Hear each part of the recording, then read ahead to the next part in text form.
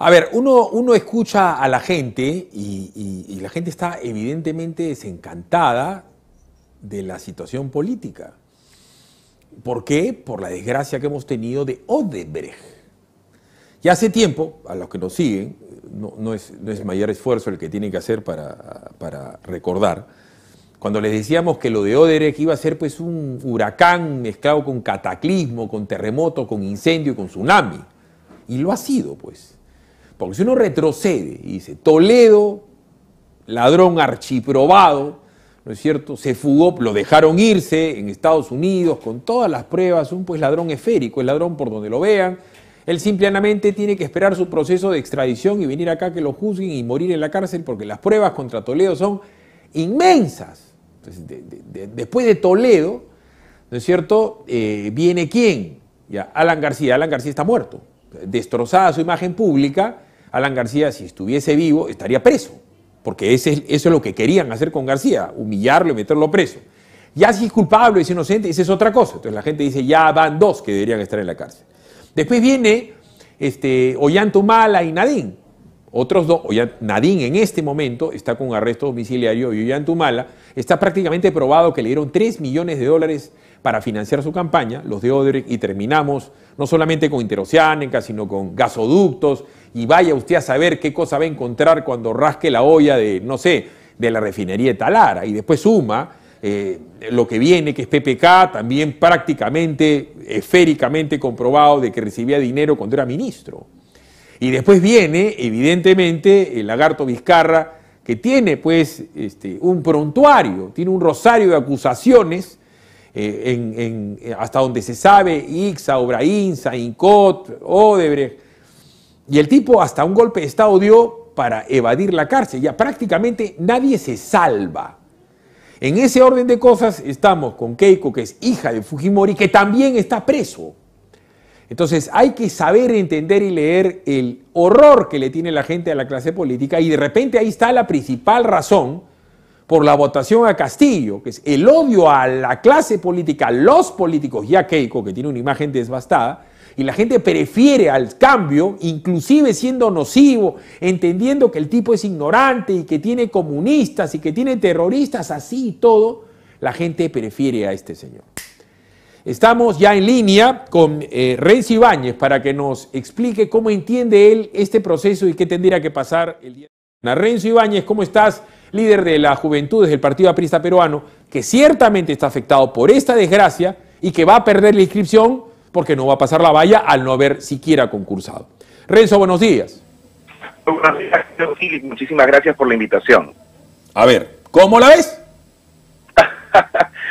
Bueno, en principio el día de mañana estamos yendo a más que una elección, ¿no? Estamos eligiendo incluso más que un modelo, sino simplemente hasta el propio hecho de nuestra supervivencia como país, como seres humanos, como habitantes de una nación, y en ese sentido, evidentemente, la cosa está polarizada, y creo fundamental rescatar en principio algunas cosas esenciales, ¿no? Estamos yendo o hacia el barranco, hacia el vacío, o finalmente para por lo menos asegurar los mínimos elementales de la democracia, que son la alternancia en el poder, la separación de poderes y por supuesto la libertad.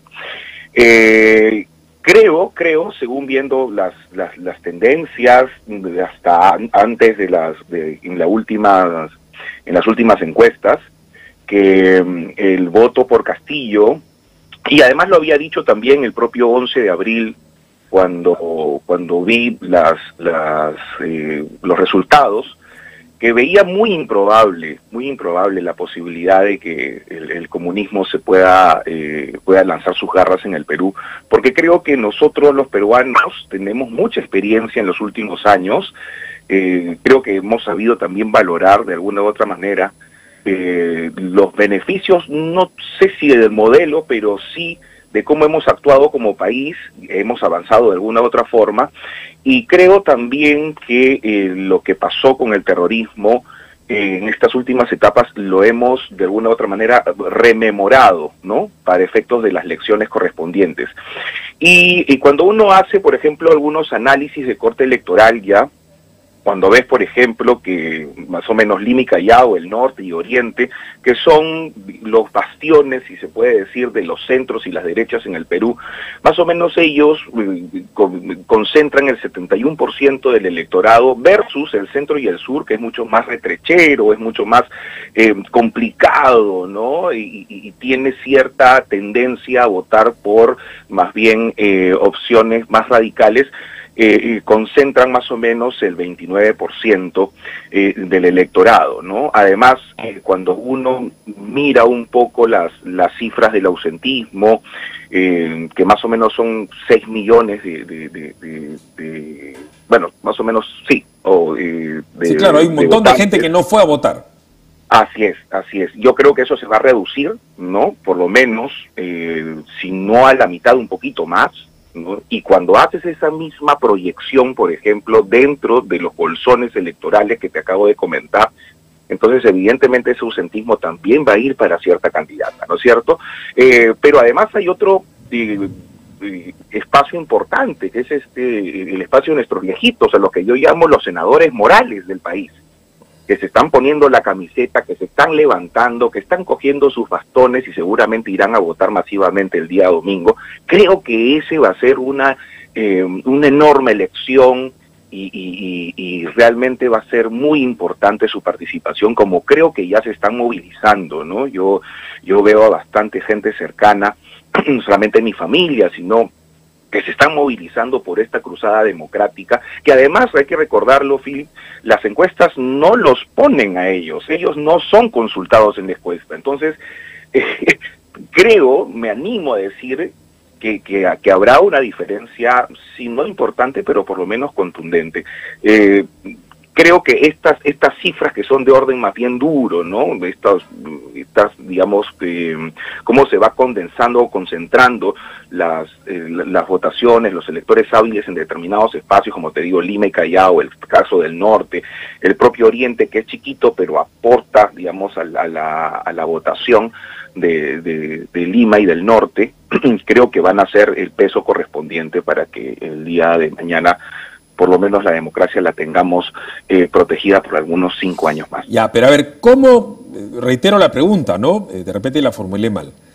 Es tan evidente que Castillo no sabe dónde está parado, que es profundamente ignorante, que es improvisado, que está rodeado de gente también improvisada, que no saben lo que hacen, que no saben lo que dicen, rodeada de senderistas, pero los hechos dicen que hay gente pues que prefiere esa barbaridad de hiperinflación y terrorismo a los políticos. Y eso está acrisolado y muy bien ganado por las desgracias de corrupción que han habido en todos los gobiernos. Y estoy hablando de Fujimori, PPK, el APRA, Ollantumala, Nadine, todititititos. O sea, no se salva ninguno. Pero yo veo que desgraciadamente los políticos no logran entender el tamaño del daño. O sea, pese a lo que estamos viendo, veo que no lo entienden. Tú como una persona joven, ¿no es cierto?, te das cuenta de cómo el Perú prefiere suicidarse a votar por un político común. Sí, yo lo que creo es que, claro, hay algunas cosas de orden estructural, por supuesto, hay votaciones que pertenecen a este sector de la izquierda, de las izquierdas radicales, como te cuento, el sur y el centro del país son tendientes a votar por ellos, han votado por Ollanta en algún momento, votaron en algún sentido también por Toledo, le dieron las votaciones a PPK, y también la concentró en algún momento Verónica Mendoza, pero fuera de ese voto estructural también hay un voto, por supuesto, de protesta general, ciudadano, frente a, digamos, a casos lamentables de corrupción en un sistema que, digamos, en los últimos años hemos actuado en democracia, pero también es cierto que esa democracia ha sido porosa respecto de determinados problemas, entre ellos la corrupción. Y claro, existe una suerte de desafección, sobre todo, además, en tiempos como los nuestros, ¿no? En tiempos de pandemia, en donde resulta que los propios políticos, entre ellos el peor de todos, el señor Vizcarra, este lagarto terrible, por culpa de él tenemos cerca de 200.000 fallecidos por culpa de esta pandemia, por una serie de decisiones fallidas, pero además ideologizadas, ¿no? Lo que da cuenta de algo, porque, a ver, uno entendería que en todo caso, los que han sido oposición a este desastre tendrían que haber tenido mayores posibilidades, con mayores contundencias para poder ganar. Ya, pero a ver, Renzo, sigues, no sé si evadiendo la respuesta. O sea, acá hay una responsabilidad directa, ¿no es cierto?, de ustedes, del APRA, del PPC. O sea, miren a lo que ha llegado la situación con partidos como Acción Popular, que termina teniendo pues al escano de candidato a la presidencia, a Mesías Guevara, vizcarrista. O sea, por algo han perdido la inscripción. O sea, no, yo creo que hay que asumir errores, claro que sí hay que asumir errores, pero también la situación no ha sido digamos, muy fácil, ¿no? Recuerda que ha habido una persecución enorme. Tú has sido sumamente crítico de lo que pasó con el presidente Alan García, y cómo es que lo cercaron de alguna u otra manera, de manera maledicente, cómo es que hicieron todo lo posible para que él finalmente haya hecho el acto que hizo. Y claro, hubo toda una persecución mediática, y desde tu programa has tú señalado lo que se llama muy bien la prensa mermelera, y cómo esta relación entre el Estado y entre ciertos sectores de políticos, no, principalmente escabiares, o lo que llamamos nosotros la izquierda parásita, ¿no? Pero además también con medios de comunicación hicieron un sistema, ¿no? Una suerte de hegemonía también para poder desarrollar a los partidos políticos democráticos. Ahora, nosotros tenemos que evidentemente proyectar un mejor performance en el futuro, y eso será por supuesto materia interna de poderlo correcto discutir, pero estoy seguro que con los cuadros que existen en el partido vamos a poder definitivamente nuevamente representar a nuestros electores. Yo dejo esa reflexión, ¿no? Y yo veo que todavía los partidos son impermeables a la crítica, que siempre me tratan de edulcorar el tema. Yo confío en que Keiko gane, ¿no es cierto? Confío en que Keiko gane, yo creo que va a ganar, pero que se entienda, ¿no? Yo trato de entender la emoción de la gente, que prefiera, reitero, el suicidio del comunismo y la hiperinflación, a un tipo tan alucinantemente ignorante, incapaz y rodeado improvisado, pero lo que tú quieras, hermano. Pero tú ponte a pensar, pues, ¿por qué la gente puede preferir, con el odio que tiene en el cuerpo, a ese señor frente a todos los políticos, incluido Keiko? Esa es la inmensa responsabilidad, porque no han sabido hacer su trabajo, y lo poco que han hecho lo han hecho horrible. Y además viene el coronavirus, se muere la gente y pasa lo que pasa, los medios ocultan todo, pero ahí está, pues, las fuerzas vivas de la sociedad, ¿no es cierto? Donde no solamente están los partidos políticos, Philip, ¿no? Están también la sociedad civil, están también los medios de comunicación. Es decir, esta crítica tiene que ser integral, ¿no?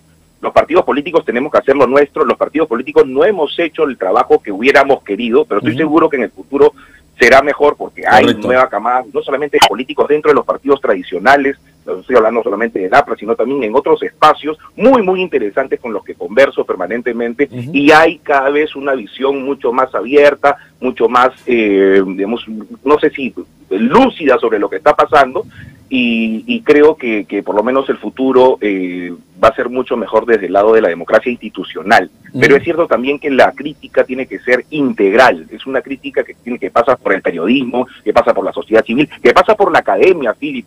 Muchos académicos, por ejemplo, yo vengo de la Universidad Católica y tengo que hacer esta crítica. Yo estudié ciencia política en la Universidad Católica, he visto muchos politólogos, muchos científicos sociales que se tendieron prácticamente, se entregaron por completo a Vizcarra sin rasguñarle un poco, sin ninguna crítica.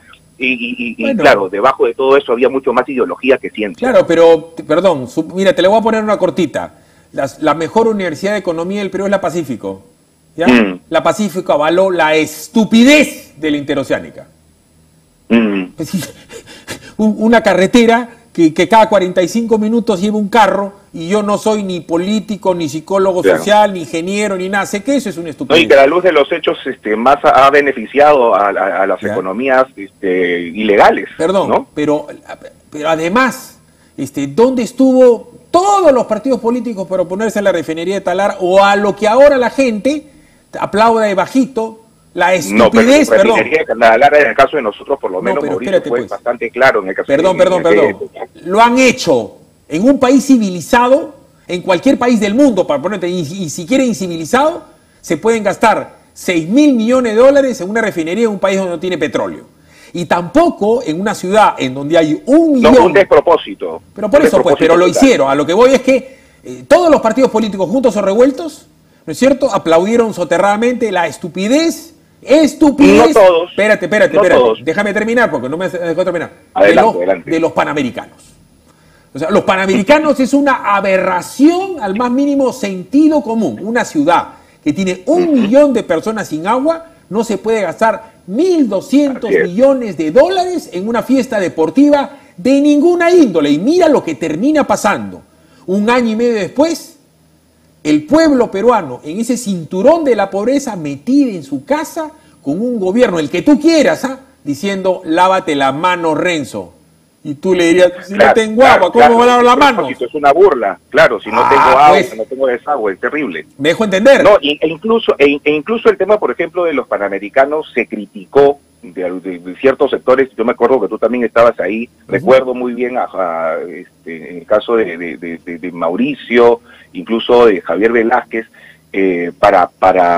bueno, y el partido en su conjunto, para que no se hiciera desde la época de PPK, porque nos parecía, claro, porque estábamos todavía en el tema de la reconstrucción con cambios y lo que había pasado con el fenómeno del Niño, y era obvio, era evidente que habían saltado una serie de problemas de orden estructural, entre ellas, por ejemplo, el tema del agua y saneamiento, que es terrible, ¿no? Un país civilizado, un país que había sido en algún momento el milagro, ¿no? El milagro peruano de la economía, que tenga tantas personas, cerca de 3 millones de personas en el Perú sin agua y desagüe, es realmente impresionante. Por eso es que el llamado desde acá es que la gente piense su voto, que no vaya con el odio, que no vaya con la revancha, y que se entienda que es mejor hacer un colegio, un puente, una escuela en el norte, ¿no es cierto? Y hacerlo, que en vez de destrozar todo lo poco que queda.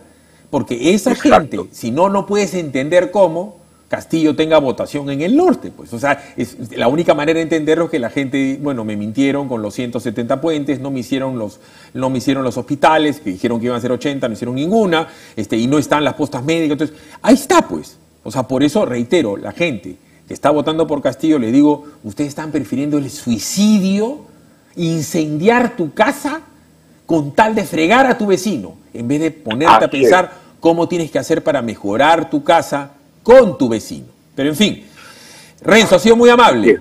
Muy amable. No, muchas gracias. Gracias a ti. Un fuerte abrazo y mañana que gane la democracia. Un abrazo. Gracias, Renzo. Es bien complicado. Yo converso con un montón de los políticos, ¿no? Es verdad, para mí los medios de comunicación han tenido una labor horrible, pero ya se te pasan demasiadas, ¿no? Demasiadas cosas se pueden pasar y no es, pues, admisible que haya gente que siga queriendo entrar en política si no se da cuenta de lo elemental. O sea, ¿para qué vas a reescribir un partido? ¿Para qué vas a volver a hacer política si no sabes lo más absolutamente elemental de lo que pasó? Entonces, eso es algo que tiene que hacer pensar a la gente y decir, sí, acá han habido errores graves, serios, pero así toda la gente decirle que piense en su futuro, que vote por su propio futuro y el de sus hijos y, cómo no, de sus nietos. Si necesitas arreglar tu computadora, tablet o smartphone, Compuvelón es la solución. Compuvelón está en el segundo piso de Compupalas. Compuvelón brinda soporte y servicio técnico con 6 meses de garantía. Somos especialistas en Apple, Samsung, Lenovo, Huawei, Xiaomi, Motorola, Acer, HP y Dell. Contáctanos en la www.compuvelón.pe o vía WhatsApp al 927-420-851. Para servicio técnico rápido y de calidad, Compuvelón es tu solución. Arranca tu día con el magazine más dinámico del Perú. Noticias, entrevistas, efemérides, política, espectáculos y todos los deportes, las eliminatorias al Mundial, la Liga 1 y la Champions. De lunes a sábado de 6 a 10 de la mañana por Willax Televisión y por TVO Radio 91.9 FM, la radio con fe. Los astros te serán propicios en TVO. Por Facebook, Twitter y YouTube. Suscríbete y activa las notificaciones. A veces es difícil elegir qué mascota tener. Gato. Perro. Gato. Pero para elegir tu lote... Facilote. Obvio. Porque comprar tu lote es facilote. Elige cómo. Ingresa a terreno.pe o llámanos al 616-9009. Centenario.